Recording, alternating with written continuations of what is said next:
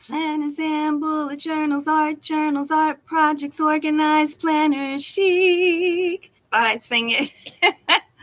Since we can't do the recording, well, hello everyone, and welcome to Organized Planner Chic. I'm Lucinda, and if you haven't subscribed already, please do so and select the bell for notifications. Well, first, I want to thank all my awesome Patreon members right here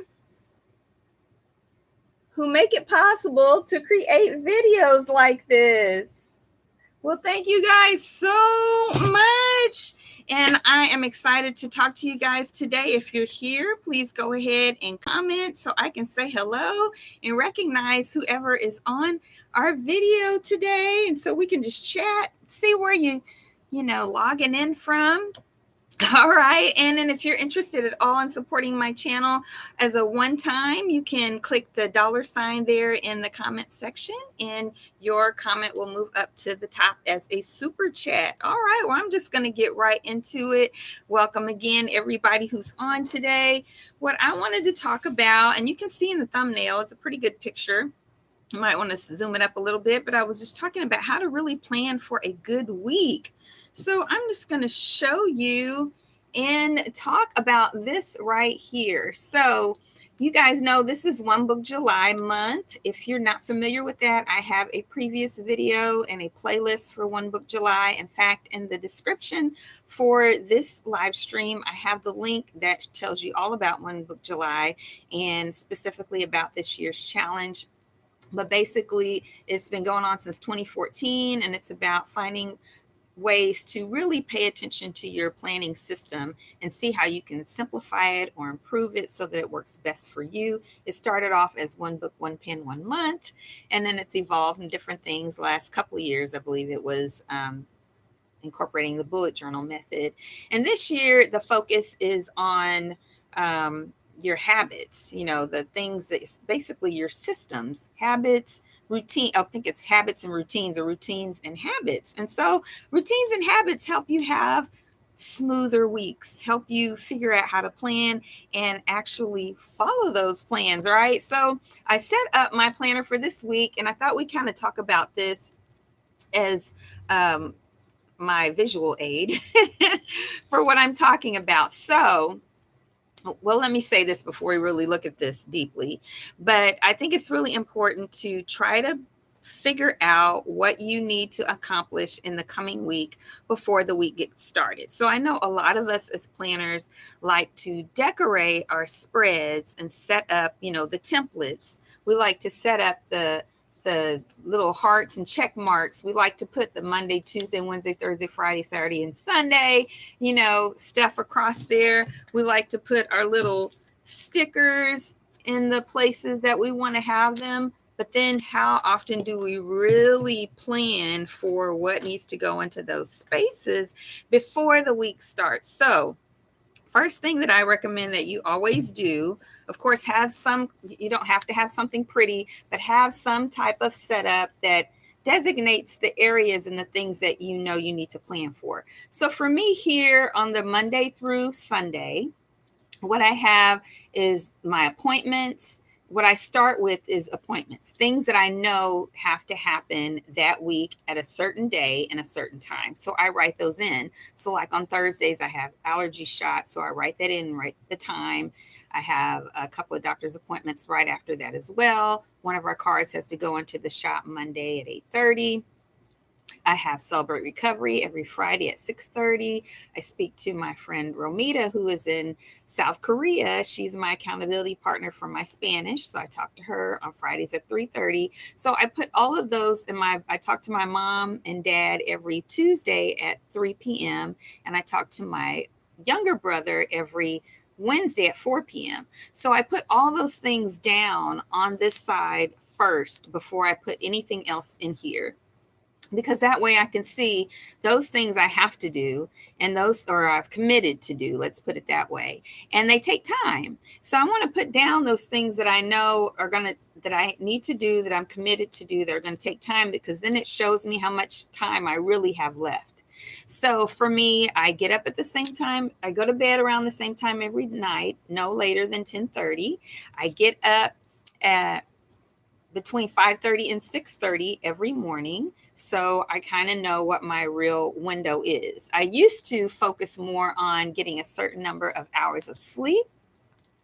And now what I do is I have a routine of what time I go to bed and what time I go get up, and I just wake up and I just get sleepy at that around that same time. So I know what kind of window I have. So when I pay attention to what time, how much time things take, then I know how much time I have left. Like, okay, whatever I'm adding to this schedule, I need to be done by 6 pretty much for anything that doesn't have to do with my household, because I eat dinner. So my schedule for eating is I'm an intermittent faster. I didn't know that was what it was called before. My son told me that, and I'm better at it now. So I eat breakfast at 10 a.m., I eat lunch at 2 p.m., and I eat dinner at 6 p.m. And anything after dinner is as much as possible is focused on my household and not on my business.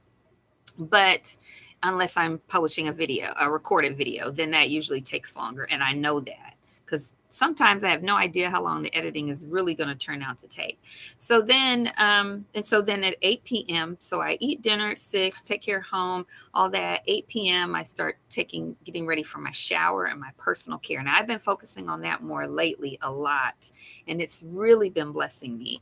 Really taking my time on my shower time and nurturing my body and just being with myself and enjoying myself. So I have to include time for that too, right? So I start all of that, put the things I have to do first, that and see how much time that's going to take.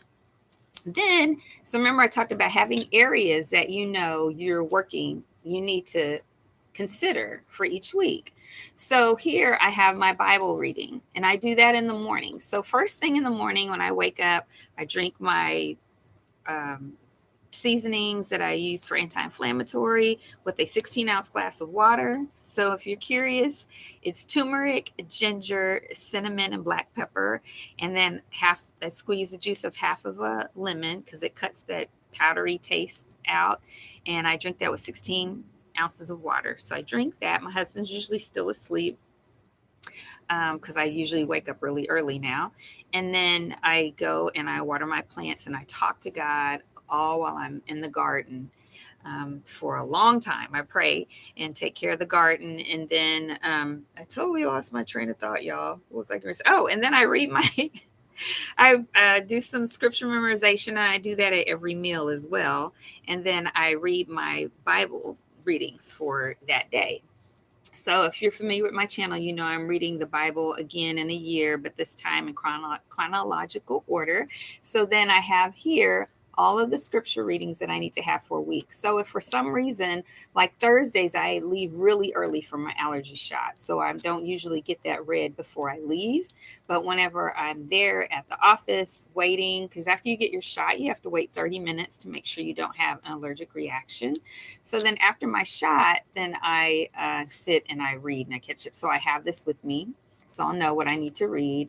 And if for some reason, now this rarely happens, if for some reason there's just, it was a crazy day and I prayed and I talked to God and I did scripture memorization, but I'm like, oh, I didn't read my scriptures for the chronological Bible this day. Well, it's here and then I can catch up. So yeah, I've got my things already written in here, like we said, that I know that I need to get done by the time and schedule and commitment. I have my Bible readings all listed here. And then I used to, so the previous weeks, if you've been following me on my One Book July videos, I was putting my shopping list right here. But because I don't need to really do that, I was keeping up with it on my phone. It's just easier, and I can easily add and delete and cross out and all that stuff. So I'm not putting my grocery list on here anymore. I'm using it on my phone. But what I am doing here is doing my meal plan. So I have my meal plan here for breakfast. That's what the B, L, and D are: breakfast, lunch, and dinner for Monday through Sunday. But I've Saturday and Sunday, I'm just doing the same meal. And so then my meals are all right there. And then in this space, I have things that I need to get done this week, but not on any particular day. And so then I have it to look at. And as the week progresses, sometimes I know, okay, this, I didn't have to do this. This was canceled. I can put this there. Or if things get added or taken away, I can move something around. And I know I want to get it done that week. I don't have to necessarily get it done that week, but I want to try to get it done that week. And so that's what this week is. And so what I do now is try to get this all filled out by Sunday evening, because then I already know what I've planned for the week. You know, I'm not Monday trying to figure out what to do, or I'm not starting the week on Monday and it's a crazy day and I didn't get to really sit down and think any of this through because maybe somebody called me from, I don't know, insurance, or a doctor's office called me about a test result or something that took up time, and now half the day's gone and I've not planned for the week. So I try to get this done. Now I also recommend, and I want to try to start doing this. So this is what I'm putting out there. What I want to start trying to do is during the week. So now this week is all set up, right? So then during this week, what I want to do is start setting up my spread for next week. At least get all of my little dividers out. You know, what I mean by is my sections, my Bible readings, what I want to get done for that week. I might not write anything in there yet, but my meal plan, places, and my days of the week places. And then as I recognize that something has to move, I can put it in there right away. Now you can always pencil things in, you know, you guys, I forget that. I think I've always not wanted to do that because I feel like it's another step if I have to erase everything and put pen over it, but I guess I don't really need to do that. I can just write the pen right over it. You won't really even see the pencil. I don't even think about that. Sometimes I talk to you guys and then I think about stuff that would have been easier. So yeah, I will probably, since I have decided that I want to spend the current week setting up during the week for the next week and penciling that in, then that'll make it so much easier as well. And then as things become finalized, then I can just write the ink in there. Yeah. So that helps with having a more fluid, meaning you're easier to adjust. I always think about my daughter. She played volleyball for forever and played in college as well. And I remember one of her school coaches, homeschool coaches, he would always say, adjust, you know, if they're in a certain stance or whatever, and while they're playing and something happens that they didn't expect, he's always saying adjust. They need to know what to do to adjust to that scenario. And so this, for me, I think really helps to make those adjustments. And pencil definitely helps as well. It takes less time because then when I do it in pen, then I have to use the whiteout. And so starting with pencil and then finalizing right after that thing happens or whatever, that helps to make those adjustments as well. Yes, and it just feels so good to have an idea what's going on before it happens. I mean, like before the week starts, right? Not just the decorations, not just the places where you're going to put stuff, but really knowing what you think you want to do for the coming week. Yeah, so who's on today so I can say hello? Let me know if this is your birthday month so I can sing you happy birthday. Ooh, Joyce, I know this is your birthday month. I hope you come in on today, Joyce, and so I can sing happy birthday to you.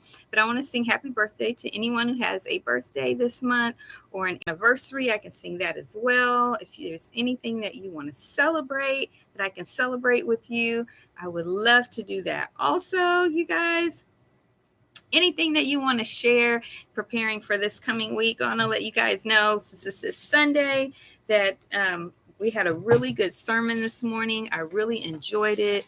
It was called Haters, Lovers, and Users. Ooh, yeah. So he was teaching on haters. People, basically, it comes from John chapter 11, verse 45 through 12, verse 11. And it says, in the final few weeks of Jesus's life, there are three groups of people John talks about. People that hate Jesus, people that love Jesus, and people who are just using Jesus, making us ask ourselves, which are we? And if we are not lovers, how do we become lovers of Jesus? And so he says, haters resist the truth when, oh, well, it's a lot, but basically, haters resist the truth when it does not serve them. Um, but basically, he was teaching, without me going through the whole sermon, uh, that lovers, let's just share the lovers part. Lovers of Jesus worship him without reservation, worship him in a way that is a blessing to others, that makes other people want to worship him and get to know him. And they worship first and serve second, which I thought was a really important thing to share, that you give your all to God, that you serve him, you worship him, you're deeply in love with him, just passionate about him and your own time with him, and just worshiping and fellowshipping and worship with other people before you serve people, before you do work in the church, before you're volunteering and all of that. Otherwise, we can wind up using that service time as a means to an end, or, giving to get. We're serving because we want to get something out of it, or we're giving because we want to get something out of it, but not because we love God, not because we love him. He's supposed to be everything, right? So anyway, it's a really good sermon. So if you were at service today or watched it online, hey, Emily, how are you, girl? It's good to see you. I'm not going to keep you guys much longer today, so be sure and give a shout out so we can chat a little bit. So if you went and heard a sermon today or went to church today and you want to share, be sure and do that. If you have an anniversary or a birthday this month that you want to share, and we can celebrate that as well.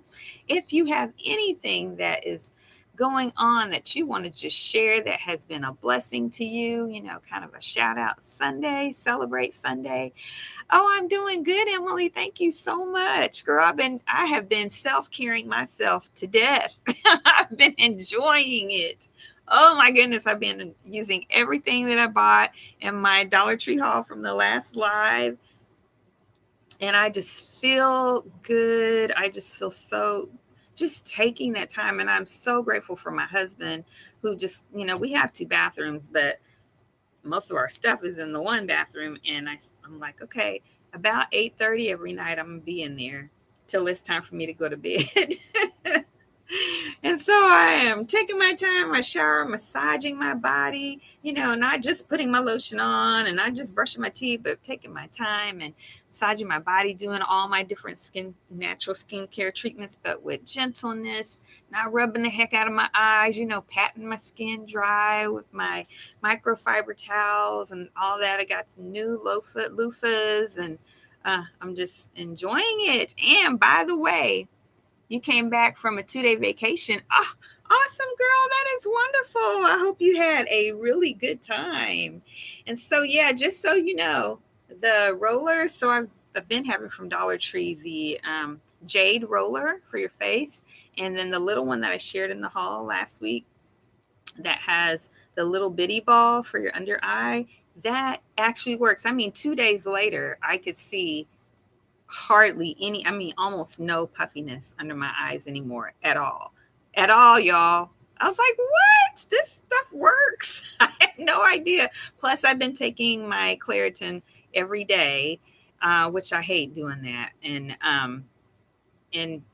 But I don't know. My daughter asked me, should you do that every day? Because I hate taking medicine, and I just hate having stuff in me that's not natural, that's not a vitamin. And I said, well, not every day. I don't want to just do that every day for the rest of my life, but I have been having more issues lately. And so since I'm in a season where it's more challenging and my allergy shots have bumped up, then I gonna do it until I feel like I need to stop. So that helps as well. Allergies can add that. So yes, but I think just pampering myself. Oh, and also I've been using that J roller on my thighs. Yes, on the fronts and backs of my thighs, because I wear knee braces. So it's, they're compressed. They have to be tight enough to give you the support, but not cut off your circulation. But that affects the circulation in my legs. So I have more cellulite.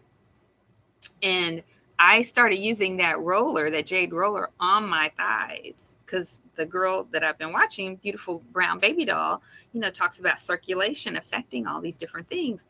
And I'm seriously, 2 days later, I was looking in the mirror and I was like, I don't even see my cellulite. Now there's one little area on my right hip that needs more. It needs more rolling. It's better, but it needs more because I can still see that. But everything else does not look like that. I was like, I look good. Look at my legs, y'all. Plus, I started the gyms have opened and I've been working my legs too, so that certainly helps. But that doesn't change cellulite in 2 days. But this has been a blessing. Yeah. Well, that's all I have for you guys. Unless there's anything you want to share, I'm not going to keep you long today. I hope you have a good week. If you caught the video a little bit later, be sure and watch at the beginning because I talked about how to really plan for a relatively smooth week. Of course, we cannot control every contingency.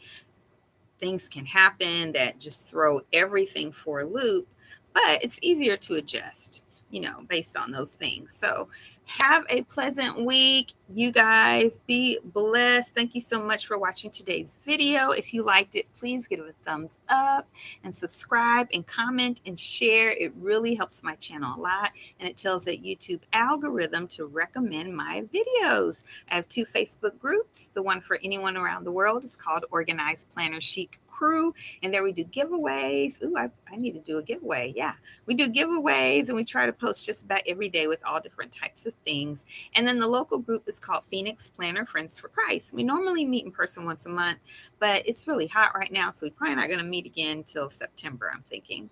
But we try to stay in touch as well. And then if you're interested in supporting me on Patreon, just go to patreon.com/organizedplannerchic.